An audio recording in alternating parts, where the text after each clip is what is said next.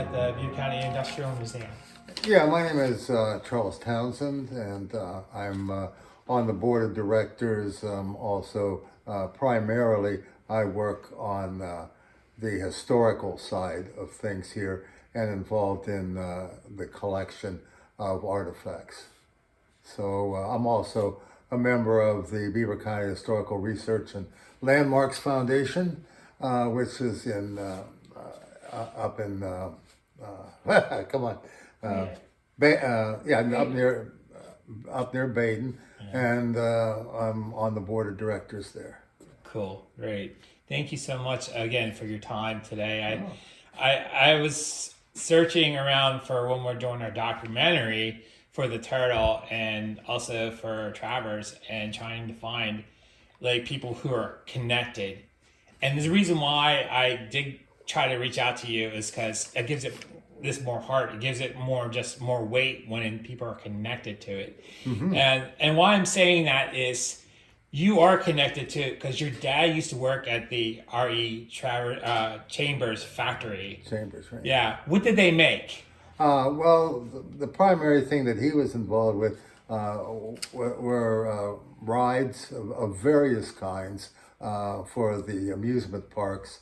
They made the Jazz, they made the Turtle, they made the Bob coaster, which I'll talk about it a little bit later. They made merry-go-rounds, the standard items like that, and they went. Some of their stuff was slower and smaller, so that appealed to people who were afraid of the larger rides, but they also made the larger rides for the people that wanted thrills in life. You said the Bobs, that you were referring to the roller coaster, right? I'm referring to, they call it the Bob coaster when he was building it, and this was for the sesquicentennial in Philadelphia. Awesome. Yeah, I did some research on it and did find that come up, and I just thought, I didn't know this man made roller coasters. Mm-hmm. And so later on, we're going to show pictures of the coaster. Right. You had told me you had some short stories about him working there. Can you share these with me? Well, they're not happy stories necessarily. That's fine. I was looking over some letters that he had written to my mother. She was still in Beaver County.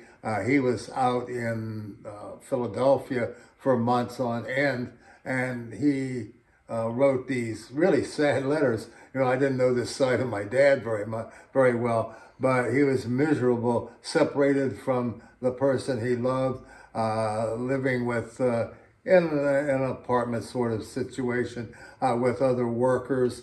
So they shared rooms, and he quite often wrote about how miserable he was and how if he had any other choices, he was thinking about, any other job. But other times, I think when he wasn't so depressed at being separated from my mother, that he told positive stories about his experiences there. The one negative story that he told, and I even heard about this verbally as a child, was that he was working high on the Bob coaster, which was a high roller coaster. The other things he built was lower to the ground, and he didn't like heights that well. When they got to the Bob coaster, he had problems with the heights, but he overcame that.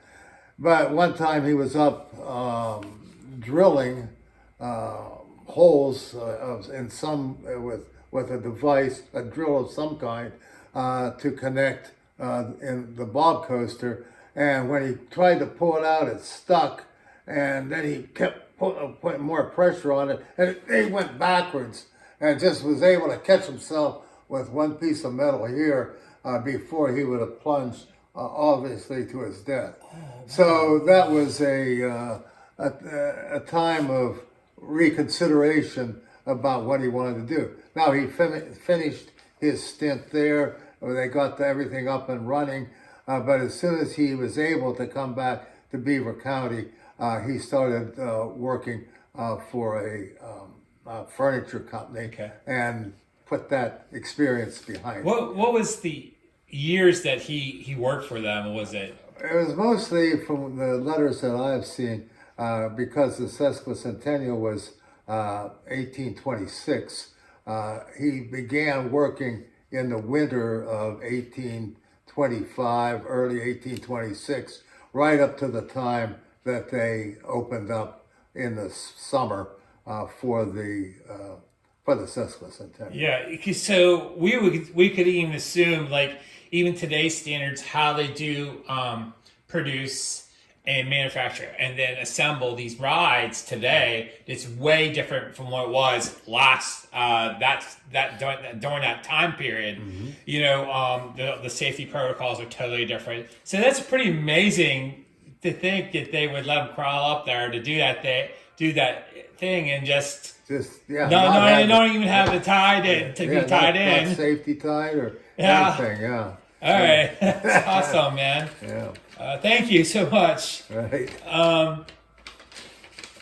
Also, I know you shared a little bit, but I wanted with me on the phone. But I was wondering if you could really shortly, because if you could share. Do you have any do you have any Kennywood memories that you are crazy about? Well, the memories I have are kind of general memories, as was, I suppose, still going on in some schools. In the spring, students were treated to a day to go to a park and enjoy that. And, you'd eat there. They had buses that would take you and bring you back.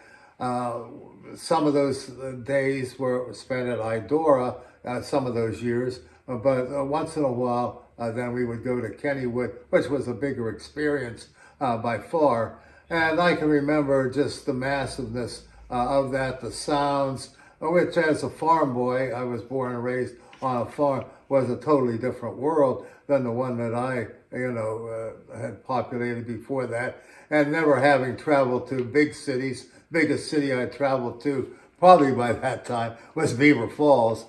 So, you're kind of overwhelmed by the sights, the sounds, the number of people, the screams in the background as people rode the coaster.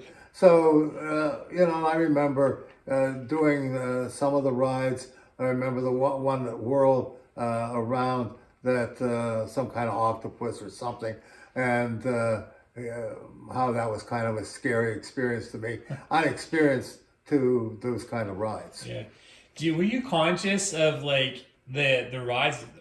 At least one of the rides, possibly your dad had a hand on making? Yeah, I don't know that.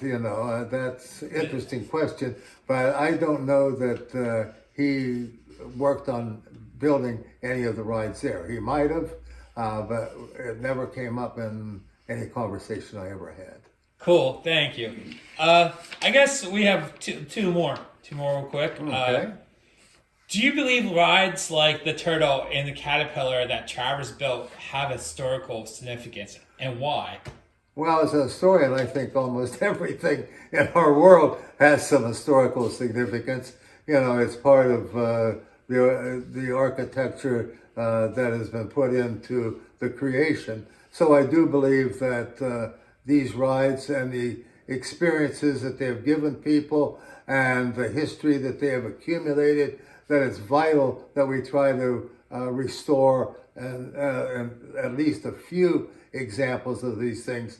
As I say, as I've often told other people about historical things, you can't save everything. It's impossible to save everything. But if you save a few examples of those things down through history, then I think you've done a wonderful service for not only now, but for those coming in the future. What do you think's so special about these rides that Travers built that we're still talking about them today?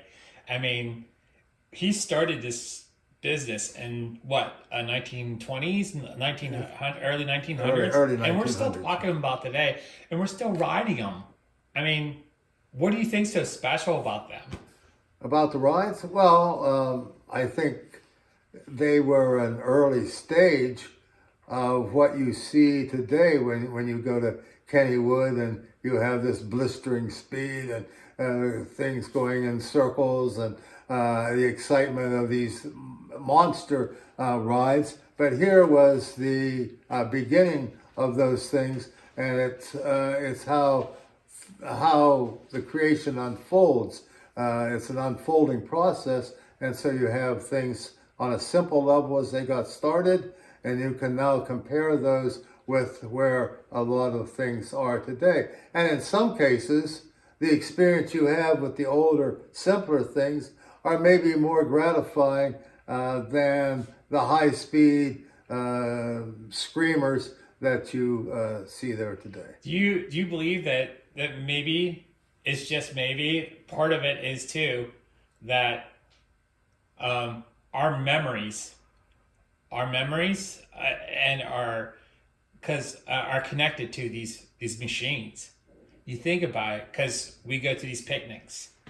We mostly cling to our moments that we've done together on this earth that God has given us. And it's like, yeah, I remember that, and I wanted to continue to remake that memory. Oh, I think that's excellent. I think that's a really good, one of the really good ways of looking at it. You can look at it from, several different angles. You can look at it, I think, very obvious. I think it's very strong relationship between people's experiences, their memories, and who they grow up to be, and what they do and say for future generations. So yes, of course. Okay, I want to just thank you so much again on camera for your time, brother. Well, thank you very much. God bless you. And guys, get all the time and love each other. Mad crazy love.